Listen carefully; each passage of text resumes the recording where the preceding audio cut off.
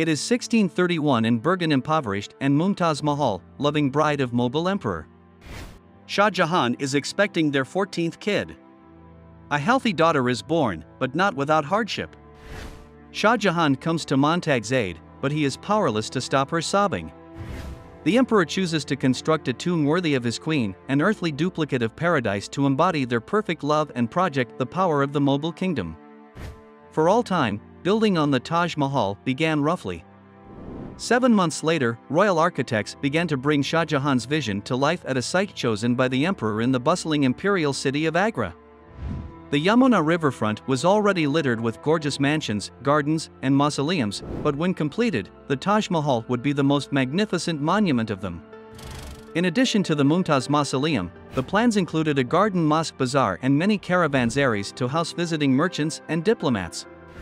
This complex will flawlessly mix Persian, Islamic, Indian, and European forms, crowning the Taj Mahal as the pinnacle of Mughal architectural achievement.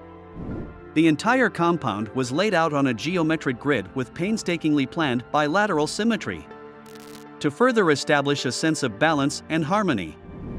The architects divided the complex into 2 circles that represented the spiritual and earthy kingdoms.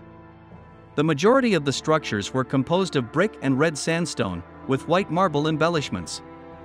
This was a typical pattern in Mughal architecture, inspired by old Indian traditions equating white with spiritual purity and red with warriors and monarchy, but the central mausoleum received more inspiration from the Islamic heritage framed by 4 minarets.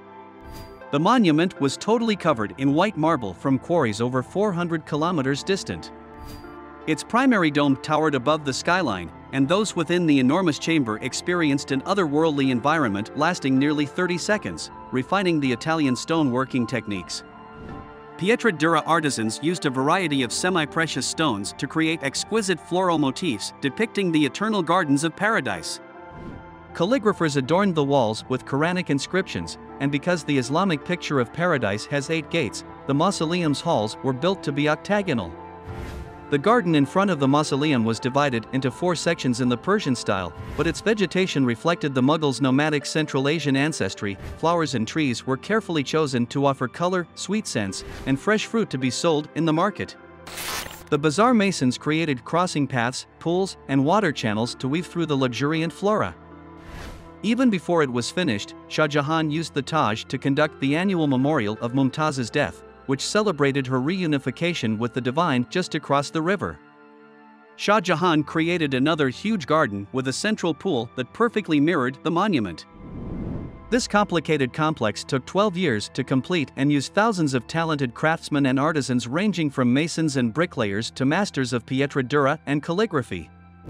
After the Taj Mahal was completed in 1643, Shah Jahan retained some of these craftsmen for routine repairs and hired additional siders, caretakers, and other employees to keep the complex running.